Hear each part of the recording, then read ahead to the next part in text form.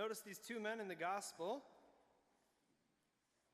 One of them, the tax collector and the Pharisee stands and speaks this prayer to himself. "Oh God, I thank you that I am not like the rest of humanity." This man, who is supposed to have been the mediator between God and men, he spoke that prayer to himself. And he prayed in a way thinking he knows who God is, where the tax collector allows himself to be humble before God and realize his mercy is far greater than anything I could comprehend or imagine. So, what do you think you know about God versus letting God wow you with who he is? Amen? And so we've come to the second week of our rescued book. We ran out of English copies, so way to go, way to take those home. So if you need an English book, we're going to order some more on Monday, and we should have them hopefully, if not next week, the week after. We'll let you know. And this week we're talking about created. Everybody say created. Woo, we're created. We're created in God's image and likeness. That's what we're told in Scripture. And when we look at creation, the creation stories in the Bible, we have to face the questions that are posed to us in our society. Because I don't know about you, I learned that these books were not written in the 2000s. Did you know that? It's crazy. Therefore, we can't look at it through 2025 eyes, which is often what people challenge us to do. We have to go back and look at it according to when it was written and why it was written. And so, first off, let's take the scriptures as a whole, the Bible. Everybody say Bible. Woo! B-I-B-L-E. Now, that's the book from me. Right. So, when you look at the Bible, if you look in any other language, the word Biblia, or Biblia, means books. You have Spanish biblioteca, which means collection of books. The library. When you go to the library, is it only one genre? No, you got everything. You got fiction, you got nonfiction, you got historical, you got fictional historical, you got it all. You got autobiographies, you got biographies, you got poetry. Well, the same is true for the Bible. In order to read any particular book, I have to understand how that book is written and with what intent. If I read an autobiography and I think it's fiction, I'm going to be very wrong about a person. Vice versa. If I read a fiction book and think this is an autobiography, it's going to take me down a track that's not true. So when I look at Genesis and I look at the creation of Genesis, we have to ask the question, was this meant as a science book? And the answer is no, not at least according to our 2025 standards. When I look at the book of Genesis, I have to see it in the lens in which it was written, which is poetry. Poetry, myth. A myth isn't something that's false. It means a myth is something that tries to teach me a deeper truth. Because, if you look at the first 2 chapters of Genesis, what happens? 2 different creation stories. So if you're like, the book, Genesis is literal, and you take it literally, you will very quickly be like, I can't comprehend it, because the first two chapters of Genesis, they contradict each other. So we have to begin to ask the question, for what purpose was Genesis written? And it's not to explain how the world was created, but to explain why the world was created. Why was the world created in the way that it was? And what can we know about the Creator? This is the core that the early Jewish writers of the scriptures were trying to come to. Why is the world as it is? Now we have to also put it into context, and when you look at the context in which it was written, in the midst of the Near East or the Middle East, other pagan religions, when you look at those pagan religions and you look at their creation accounts, what is the difference between their creation accounts and ours? Well, their creation accounts have to do with gods warring with each other, battling each other, being lustful and vengeful and hateful. And from that place, that is how the world came into existence, through great chaos. For war is chaos. And then the creation of humanity was because they needed servitude. They needed slaves. Woo! That's great for us, no? We were created as slaves. How good does that make us feel, let alone how true is that? Not at all. And so when they started to manifest and say, well, the creation, humanity was created as slaves and women were created as objects for the pleasure of men and the gods, you say, well, that doesn't ring true either. And the gods themselves were not the actual highest being. There was something they called the fates, or the fate. So they were subject to some other ethereal, abstract ideology that nobody could still comprehend. So when you look at that and you say, then the scriptures come into being, the Bible with the Jewish religion, they started to ask the question, if that's not true, then what is? And when it comes to fruition, God starts to reveal himself as one, that there is one God, and he is creator of heaven and earth, that all things, visible and invisible, they have come to be through the one God. And when he created out of himself, which has to be out of love, because it's out of love that creation comes forth. And not only that it's created out of love, but it's sustained out of love. So that man and woman aren't created as slaves, no, but on the contrary, they're created in the image and the likeness of God, and that when man and women are in unison, so is the image, the face of God revealed. It's why marriage is the closest thing that we have upon this earth to describe the Holy Trinity. Because it's out of the love of the man and the woman comes forth, in the safety of marriage, comes forth the gift of life. It's the closest thing we have to image the Trinity. And so when we start to look at the scriptures, in the early scriptures, we start to realize, oh man, creation, Genesis was actually this myth, this poetry that is meant to help us understand why things are, not how they came to be, that God created out of himself. Now, we could do science, but that doesn't, I don't know about you, maybe if you're a science person, but like when you use scientific language to describe love, you know, it's like if you were to meet somebody and you were like, there are chemicals in my brain that are shooting rapidly between my brain and my rest of my body, and it is communicating to me that I have some sort of what they call attraction, but the attraction is really just a chemical imbalance within me. Will you date me? It's like, what? No, like I use language that's like, I get butterflies inside of me, and somebody's like, you have butterflies inside you? You should probably get that checked out. It's like, no, I'm using poetic language to communicate something that's happening inside of me, which is communicating a greater truth. And that is what we come to in the book of Genesis. That the language that is used is meant to communicate the love that God has, and is communicating a greater truth. And so when we come to this image of our own God, that he's one, he created out of love, he created all things, then we look at, not only did he create humanity in his image and likeness, but a passing phrase in Genesis, and then he created all the stars. The stars. Like he breathed them. Took a simple breath and he breathed all the stars into existence. It's just like one little phrase. It's almost a throwaway line, like the writer of Genesis, like, and then he created all the stars. Do you know how many stars there are in our galaxy? This is going to be like, if you're a numbers geek, this next part is just going to, like, you're going to flip out. It's awesome. I'm not a numbers geek, but this is helpful for some people. In our own galaxy, there are roughly 100 billion stars. Our sun is just one of 100 billion stars.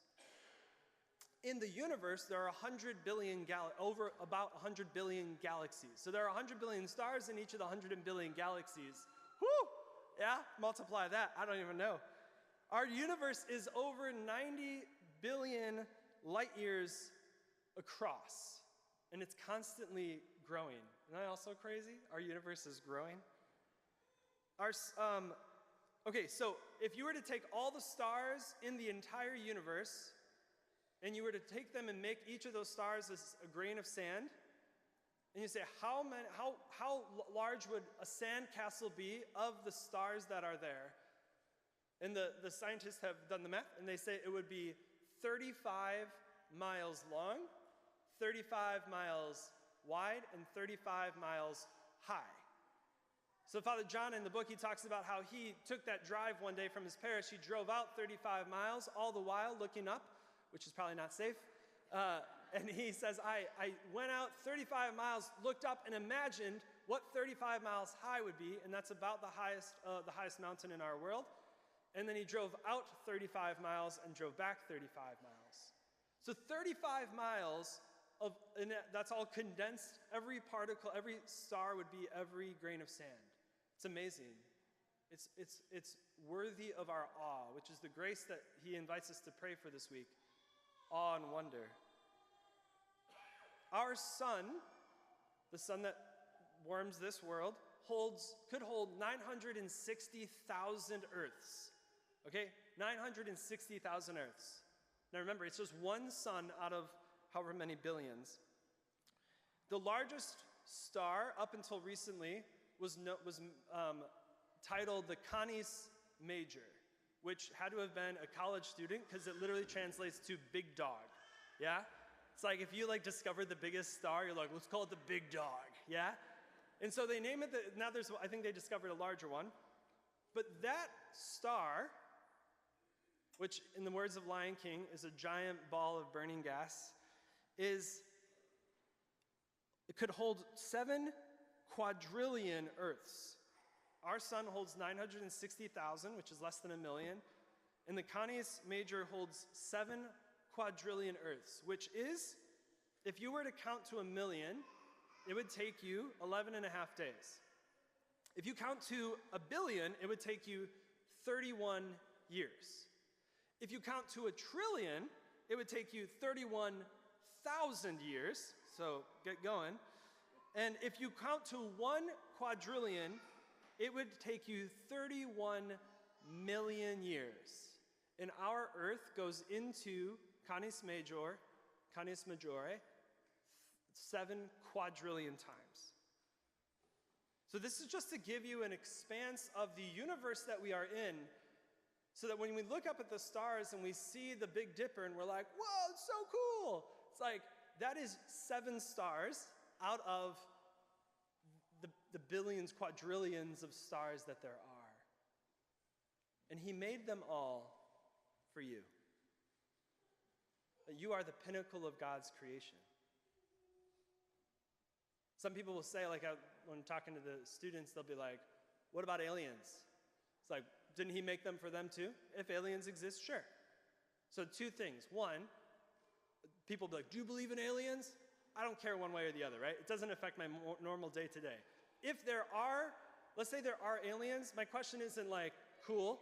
My question is more do they have rationality like us? And if so, then we have an obligation to preach the gospel to them. Why? Because in a couple of weeks we celebrate Jesus Christ, King of the universe, not just this world. So if he's King of the universe, and when Adam and Eve fell, the whole universe fell, then that means Jesus has to restore all of the universe. So if there are aliens, which have rationality, they would be deserving of the gospel because they live in a fallen universe. If there are no aliens, okay, this is my hope. Don't care one way or the other. If there are none, then that means God created all 100 billion stars in this galaxy and all 100 billion galaxies for your pleasure. Just for you, because he loves you. And he thinks, I want my creation to be an awe and wonder of me. Because when I become an awe and wonder of my God who created me out of love, he created me for love, and he created me destined to end with love, then I can be in awe and wonder of who he is.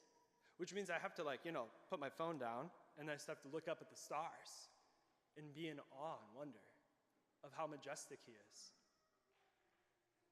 I asked some high schoolers one time, I said, if you had a mug that you had to create, what would you put on that mug, or how would you shape it? in this one high school girl, and I was expecting, some sort of local reference, cultural reference. She goes, Danny DeVito. And I was like, huh, I wasn't expecting that. Why? Because you hate Danny DeVito? No, I love Danny DeVito. It's like, all right, we should talk about that. But the question becomes, why do you create something? If you could put anything on a mug, why would you put that thing? Because you hate it? No, because you love it. Where do you and I get that ability to put yourself, your love, into the thing from our own Creator? Because it's how we were made. We were made from the love of God. We were made, the three questions we're asking throughout these weeks, why am I here? Because God chose to make you with intentionality and purpose. If there's ever a time where we say, was I created with a purpose? The answer is yes, you were. And you were created from love. Where am I going? Well, my whole life is destined to become more like God, which is why I have to enter into God. I become divinized, as the Eastern Church says. We say sanctified, that I become more like God. And then to what end and how do I get there? By love. That He created you out of love, out of His very self. He breathed the stars into existence, but He formed you in your mother's womb. God breathed the stars into existence by a simple breath, and yet He formed you intricately in your mother's womb. So, beloved, as we go through these weeks of Rescued, we're coming to an appreciation of the majesty of our God, who created all things around us by breathing them into existence, and yet for you, He chose to form you in His own heart. He thought of you and said, this is how I want you to be. I want you to have your own fingerprints that are different than everybody else. Woo! I want you to be unique, with a purpose because I have given you purpose, with intention because I have given you, I have made you with intentionality. So, beloved, today we ask the Lord for the gift of awe and wonder, to be awed and wonder at the beauty around us, and to be in awe and wonder at the gift of who you are, who I am. That we can look in the mirror and look and be like, whoa, He made me. I think I shared this story in the past, that when I was on my retreat a year ago for the 30 days, at the very end, they had us meditate on creation, on the world around us, on plants and trees, at the very end of this, and then it was animals, and then humanity. And the Lord took me and showed me, at the moment of my conception, it was like a universe born, exploded within my mother's womb. And for those first few days, who knew that I existed? Just Him. And He held me and He loved me in existence. And beloved, every time that we look at another person, we can say the same. That of all the universe that God created, the most beautiful is you. That everything around us, the most beautiful is you. And when you look at another person who may not even be Christian, may not be Catholic, that they're on the street or another religion, you can be like, whoa, God created you with purpose and intention out of His love. And when you were in your mother's womb, only God knew that you existed. Woo, that's so great. That you can look at other people and behold the majesty of God in another person. This is what Mother Teresa did. She beheld the majesty of God in every person. So let's ask Jesus for that grace. Pray with me, beloved. Say, Jesus, in your name, I ask forgiveness for denying your majesty in the world around me and in the people around me and within my very self. Pour out your Spirit upon me, Jesus, and give me the grace of awe and wonder, so that I may see your majesty in the world around me, and every person I meet, and every time I look in the mirror. I would see your glory. In your name, amen.